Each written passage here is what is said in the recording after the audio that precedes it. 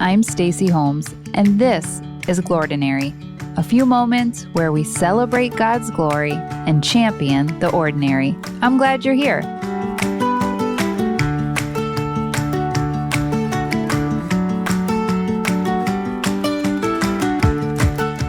Okay, friend, you may be old, but are you, we interrupt this program to bring you this important message, old?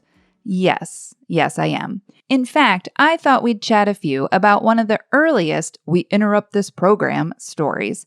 Check this out in Luke 24:17. He asked them, "What are you discussing together as you walk along?" All right, since Jesus just interrupted our conversation, let me give you a few details before we return to our regularly scheduled program already in progress. When we hit the scene of Luke 24, this particular Sunday morning is anything but typical.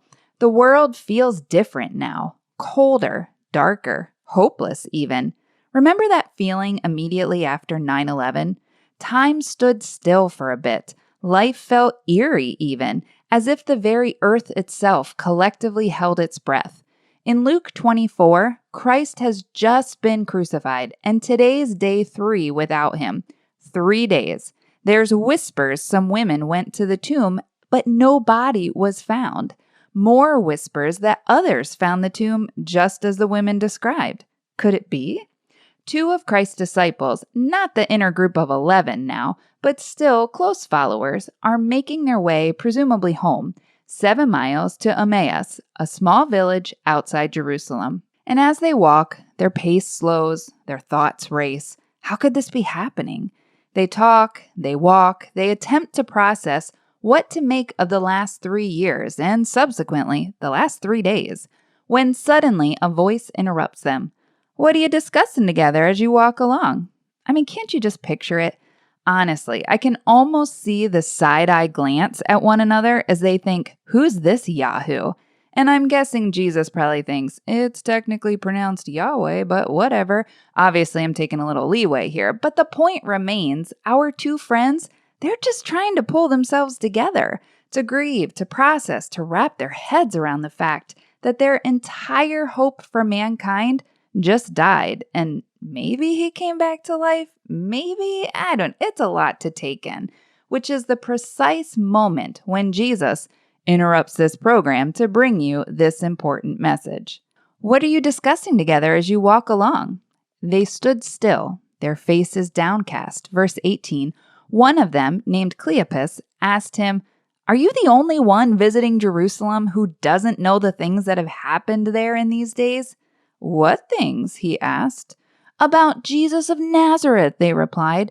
"He was a prophet, powerful in word and deed before God and all the people. The chief priests and our rulers handed him over to be sentenced to death, and they crucified him. But we had hoped." The verse continues, but my heart goes out to them. My heart goes out to me, to you, because who can't relate to that phrase, "but we had hoped"? And one by one, they begin to rattle off their difficulties, their sadness, their shocked and stunted disappointments. We thought he was our hope, the way to rescue our people. We thought he'd come back, but it's already day 3. Some women claim that no one's in the tomb, and others said so too, but we haven't seen him. Little did they know their eyes had been kept from recognizing Christ himself here on the road to Emmaus. But we had hoped. It's heartbreaking. Oh, friend, no one plans for the interruptions of life, right? No one says, "I do," thinking it's going to turn out to be, "Actually, I don't." No one plans to wake up one morning to hear, "We got your test results back, and, well, it's not the news we were hoping for." And no one ever said, "Oh, that job loss, that natural disaster, that funeral was just the perfect timing." Because at the end of the day, we had hoped for something different, something better, something less interrupted by, well, life. But we had hoped. Oh, but that's when Christ himself, this veiled quote-unquote interruption, if you will, begins to one by one dismantle these disappointments. Verse 27 says, "And beginning with Moses and all the prophets, he explained to them what was said in all the scriptures concerning himself." Now, this language, it might begin to sound familiar because we've parked it here for 3 weeks now, as it means to thoroughly explain, to expound upon. Leave it to Christ to not just leave them stuck in their thoughts, stuck in their feelings, but to ground their faith in facts.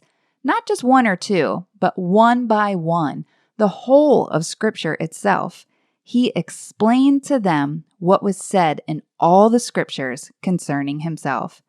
And after urging him to stay with them a bit longer, they arrived together at their destination, it says. And as they broke bread together, suddenly, verse 31 says this, their eyes were opened and they recognized him. Their eyes were opened.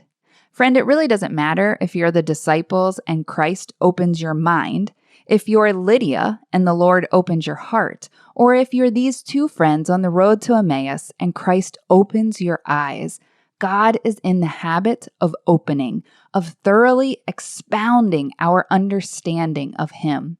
Because we might not always understand the whys of this life, but when our minds, our hearts, our eyes are open to the who, we are left saying, like these two followers in verse 32, were not our hearts burning within us while He talked with us on the road and opened the Scriptures to us?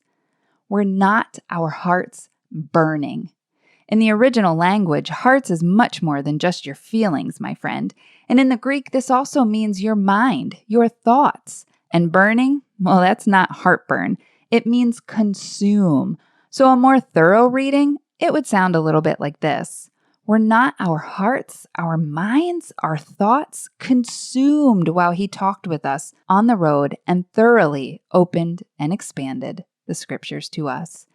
In essence, our thoughts and feelings were swallowed up and consumed by Him. You see, you and me, we get consumed with the but we had hoped interruptions of this life, the derailed dreams, the pirated plans, and most of us operate with so little margin and on such fumes that even a tiny disruption triggers a tailspin of turmoil. Tell me about it. I think every road in Michigan is under construction. And actually, some of the interruptions aren't even always bad. Sometimes they're just the little things, the extra things, even the good things. It's true, they might not be the curveballs, the blindsides, or the sidesteps, but they're also all the celebrations, the vacations, the showers, the parties. It's all the little foxes that spoil the vine of our routines, our rhythms. And that's not always a bad thing, because interruptions hold the power of being deeply invitational and the potential of being deeply formational. Yeah, once more, interruptions hold the power of being deeply invitational and the potential of being deeply formational. Invitational and formational. You know, C.S. Lewis writes, what one calls the interruptions are precisely one's real life, the life God is sending one day by day. That's why interruptions can be the catalyst to open our eyes to what He's doing, where He's at work, who He is. C.S. Lewis also writes this again. That is why the problem of the Christian life comes where people do not usually look for it. It comes the very moment you wake up each morning. All your wishes and hopes for the day rush at you like wild animals. And the first job each morning consists simply in shoving them all back, in listening to that other voice, taking that other point of view, letting that other larger, stronger, quieter life come flowing in, and so on, all day. End quote. I'll link it in the show notes. May our interruptions invite us and form within us that we too might say, were not our hearts burning within us while He talked with us and opened the Scriptures to us? Remember, you're not alone in this. I'm praying for you, friend. Have a glordinary day.